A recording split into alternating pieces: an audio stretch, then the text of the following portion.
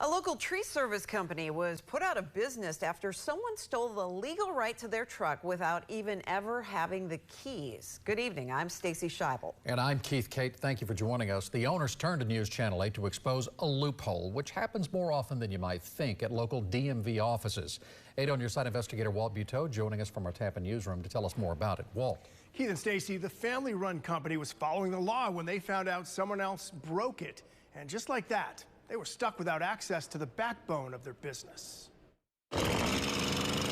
The entire Moore family pitches in to run their tree service company, and this truck is a vital part of that business. But they were mowed down when they tried to register it last month. The message was, you don't have a vehicle attached to this tag. So I called and I gave them the VIN number and all the information. They're like, that's not yours. And I was like, what? The Moores were forced to take the truck off the road and shut down their business for about a month while they tried to figure out what happened. They found out the ownership was transferred with a forgery on this paperwork to obtain a duplicate title for the truck. Is that your signature? No. Does it look anything like your signature? Not one bit.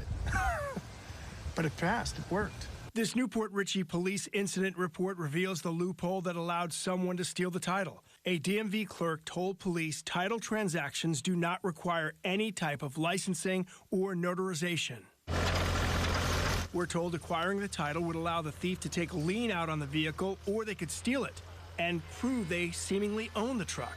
They would already have it sold, potentially out of state, to multiple owners before we could even figure it out, and it'd be long gone. We asked Pasco County Tax Collector Mike Fasano how common this type of fraud is. He tells me his clerks are trained to spot the red flags, but still, he says it happens far too often in tax collectors' offices across the state. Here's what the Moores were told. They said that it is probably more widespread due to a loophole in the DMV system that you don't need any notarization. Can't believe it got to this point. I remember if you were to do something like that, there has to be picture ID, no doubt that that person is who they say they are. We need to change legislation and the statutes and rules that govern DMV so this doesn't happen to anybody, and make sure that everyone is protected in the future.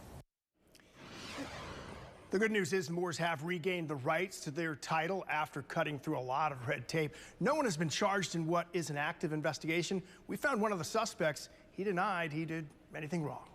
In the Tampa News Center, Walt Buteau, 8 on your side.